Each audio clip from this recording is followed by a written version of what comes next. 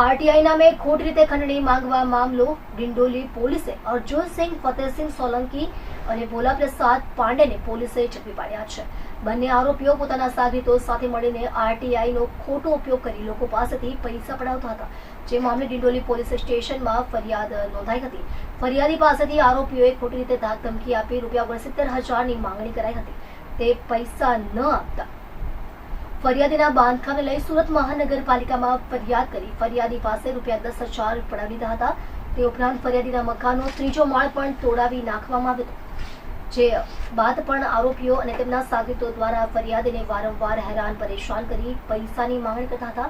જેથી ફરિયાદીએ સમગ્ર મામલો ડિંડોલી પોલીસ સ્ટેશનમાં કુલ 6 આરોપી વિરુદ્ધ ફરિયાદ નોંધાવી હતી। ડિંડોલી પોલીસે 2 આરોપીઓની ધરપકડ કરી આગળની કાર્યવાહી હાથ ધરી છે।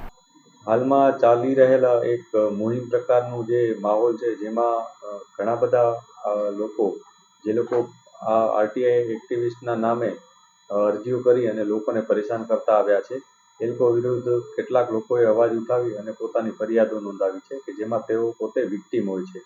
આ પ્રકારની ઘટના ડિંડોલી પોલીસ સ્ટેશન ખાતે સામે આવી હતી।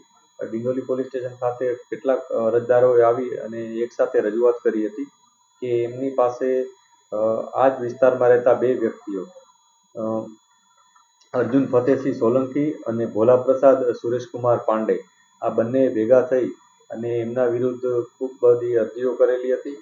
એ લોકો જ્યારે પણ મકાન બાંધતા ત્યારે મકાન બાબતની અરજીઓ એસએમસીમાં કરવામાં આવતી અને આ અરજીઓ જ્યારે એ લોકો પૈસા આપી દેતા એને ત્યારે એ અરજીઓ કરવાનું બંધ કરતા। એ પ્રકારનું એ લોકોનું એક ઉઘરાણી કરવાની કામગીરી એ લોકો કરતા હતા। આ બધી બાબતોને ધ્યાને લઈ પોલીસે એ લોકો વિરુદ્ધ ગુનો નોંધેલ છે।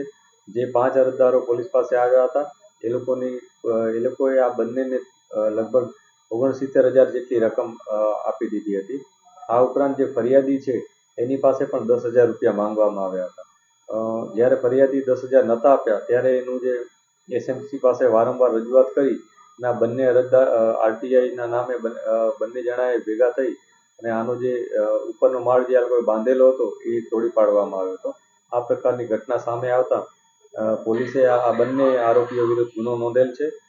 આ બંને લોકોએ અવારનવાર એસએમસી ખાતે આ ઉપરાંત પોલીસ સ્ટેશન ખાતે પણ બહુ બધી અરજીઓ બહુ બધા લોકોની સામે કરેલ છે। આમાંથી જે અર્જુનસિંહ ફતેહસિંહ સોલંકી છે એ પોતે અગાઉ એક ગુનામાં સામેલ હતો કે જેમાં છેડતી મારામારી પ્રકારનો ગુનો એના વિરુદ્ધ નોંધાયેલો હતો। તો એ બાબત પણ પોલીસે આ ઇન્વેસ્ટિગેશનમાં સામેલ કરી છે।